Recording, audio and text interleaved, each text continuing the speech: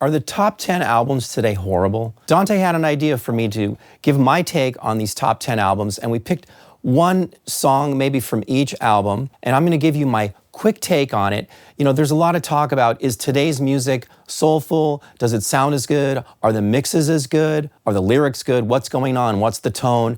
What's the instrumentation? Is the playing as good? Is there groove? Is it done live? Is it done with the DAW? You know, is it canned? Is it using samples? So when there's an artist that has 2 albums in the top 10, we just picked one of the albums and one song from that album. So we're gonna start with the album Octane by Don Toliver. That's number 12, and the song is called Body. I'm out of control when I'm crushing on you. She don't tell me no when I'm touching on her. H-Town nigga love a with her. Baby come here, I'm a grip on you.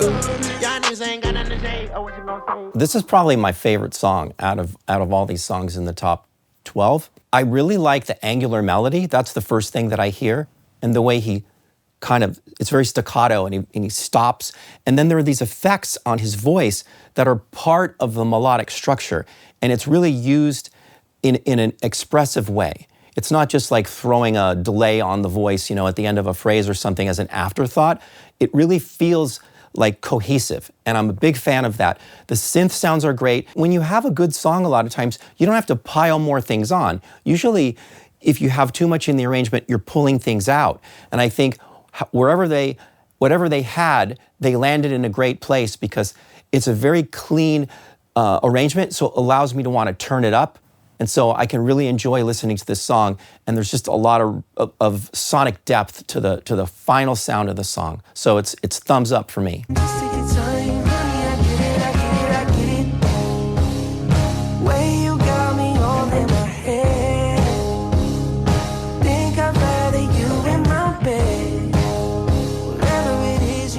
So number 11, that's the song Daisies from Justin Bieber's album Swag. This is an interesting one because the songs are very different on the album. They kind of have a different sound, different production, and even compositional style.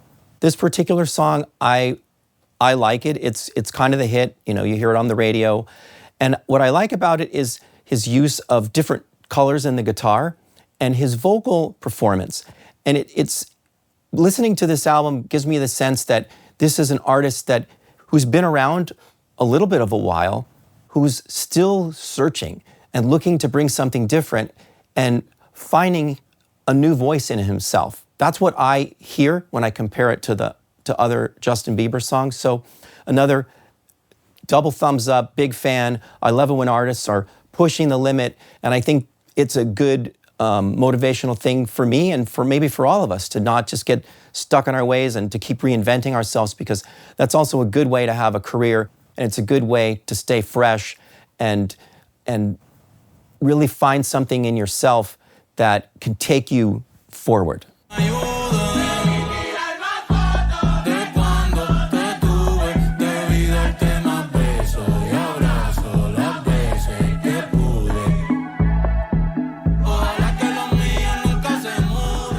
Debí Tirar Más Fotos by Bad Bunny.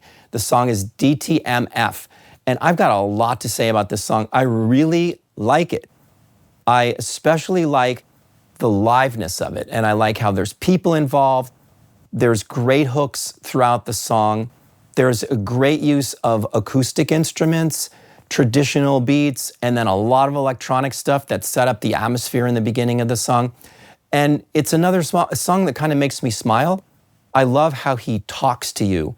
I love how the vocals recorded. I feel like I'm right there when he's talking to me. And also, the vocal delivery style, it feels like kind of like a Frank Sinatra thing or some of these crooner guys where you almost feel like they're not singing, but they're on pitch. And it's very expressive and it's very intimate. And so I can really focus on the lyrics. So, I mean, this song is a double thumbs up. I think what he has going on here is quite an amalgamation, and he's a really unique voice.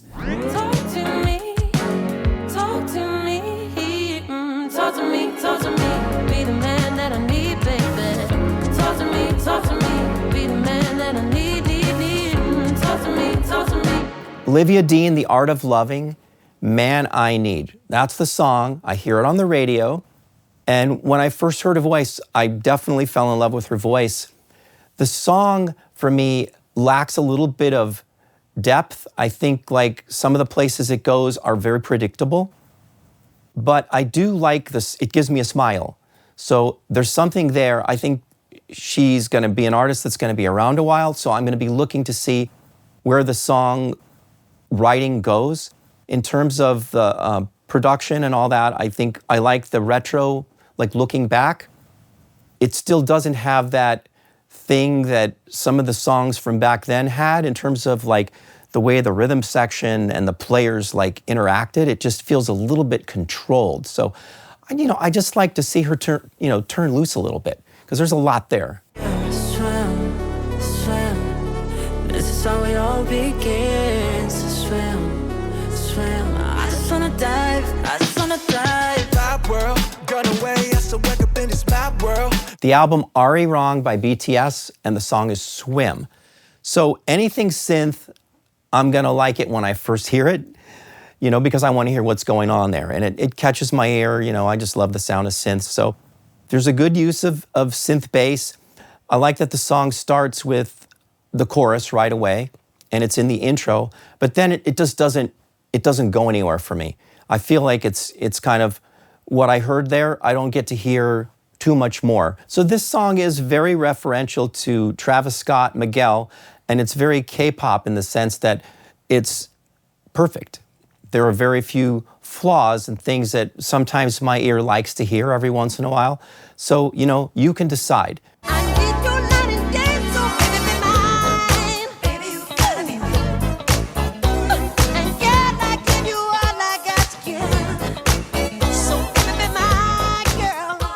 I might need to recuse myself on this one. How is Michael Jackson anything still in the top 10 album list? 2 albums are in the top 10 for Michael Jackson here. So we picked Thriller. Number Ones is also in the top 10. And it's just crazy to me. I mean, what can I say? And when I listen to this in the context of the other songs, it does sound a lot different. It's not as squished, which means there's a lot of, if you're not familiar with that term, like compression is the term, the technical term. And the album has more like changes in volume, right? And you really notice it here. And I think it really helps bring out the different colors. And what are those? Well, the different instrumentation, things that pop out. So they actually pop out more. The volume differences are more in this song. It's not like flatlined, like the way modern music is mixed. So there's a big difference there, but let's just talk about the song. It's an instant smile.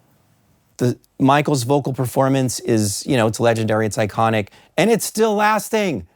It's over 40 years later. So, how many thumbs? I only have 2 thumbs, so I'm gonna give you both thumbs up, but I mean, it's crazy that it's still here and that you guys are still listening to Michael in this way. She was saying my name, barely even knew it. We were both lying, said we never do this. To the music of the wind through the world.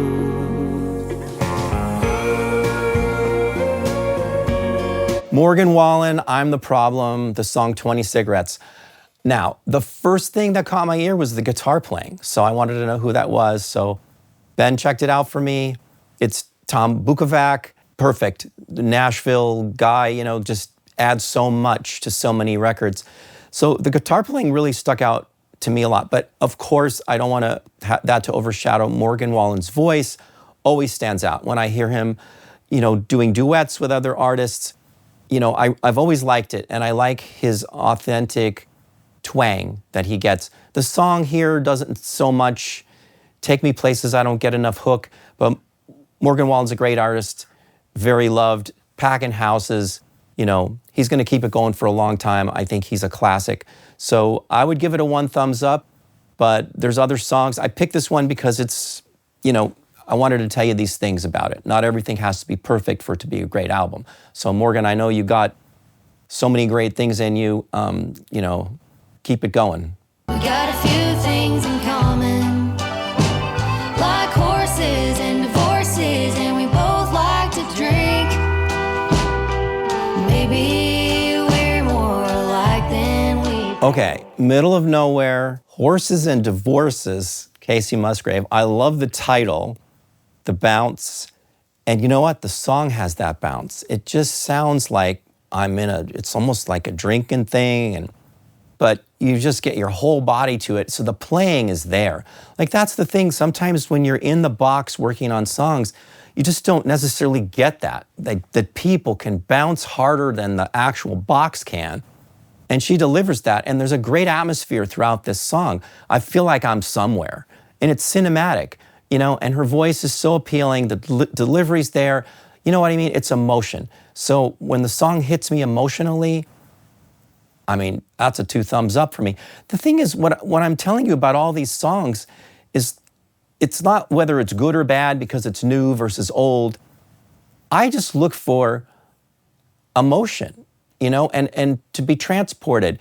And the songs that trigger things in me, that trigger memories, both good and bad, that help me in my life and give me meaning to my life. And this is the kind of songwriting that works for me. A cowboy always finds a way to leave, drinking Jack all by myself. He's choosing Texas, I can tell. All right, Ella Langley, choosing Texas from the album Dandelion. It sounds like an instant classic. When I first heard her voice, it was on the radio, and I go, all right, I got to check out who this is, look at the name. And sure enough, like within a short amount of time, she's like headlining places. It's the voice. It's just, you feel like you knew that voice before, and it just happens. There's hardly a way to explain it. And that's what hits me, she's got it. So I don't even think I need to talk about all this other nonsense, like the bass, the playing and all that. It's like 2 thumbs up, keep going, Ella. Like murderers and ghosts and cancer on your skin, and not your soul, and what he might do with it.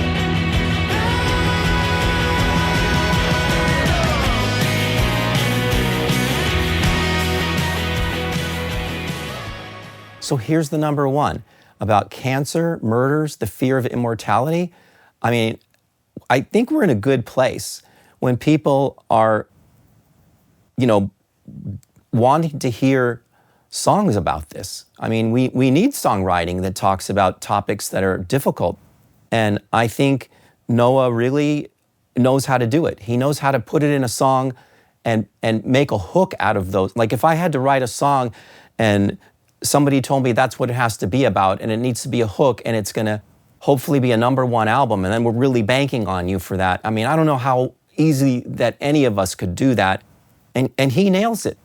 And the part that we played for you is it's not even the chorus, right? It's the build up to the second chorus, which is even bigger. So the song has a great arc. It's very dramatic. And it's about subject matter that is not typical for a pop song, let alone a number 1. So got to give you a lot of credit. 2 thumbs up. Keep going. Now I want to reel this in and just talk about Michael one more time, because it may be a little biased, but a lot of the stuff I heard has a good amount of vocal tuning, using current technology. And I'm sure Michael would be using the current technology. But there's something about pitch that as humans we care about. And the reason we care about it is because it brings out the emotion of what we're trying to say. And when you always are correcting the pitch, I think we miss some of that. So it's just a shout out to all artists today. Maybe don't feel like you have to fix everything. There's a lot of beauty there that not everybody can do the way you can do it. And it makes you, you.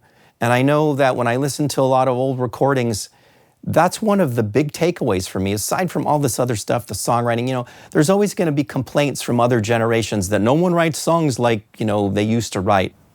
But this is something that we can all do. We can just still be us, right? Be you. And that's what I talk about all the time.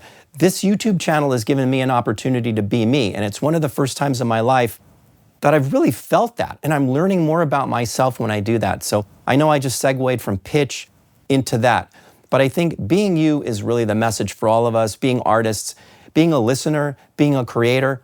you know, that's where we're going to find meaning in being a human. So just wanted to leave you with that.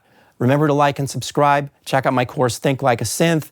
Love all of you. Thanks for the opportunity. This was a fun one to do. If you like more of this kind of thing, if you'd like more of this kind of thing, let us know. And see you next time. More synths, of course, on the horizon. If you like this video, click right here. There's another video I know you're gonna love. And if you want to go deeper into synthesizers, click right here and check out my course, Think Like a Synth. It's the exact method that I've used on hit records and films, and I know you can learn it too. Looking forward to seeing you on more videos.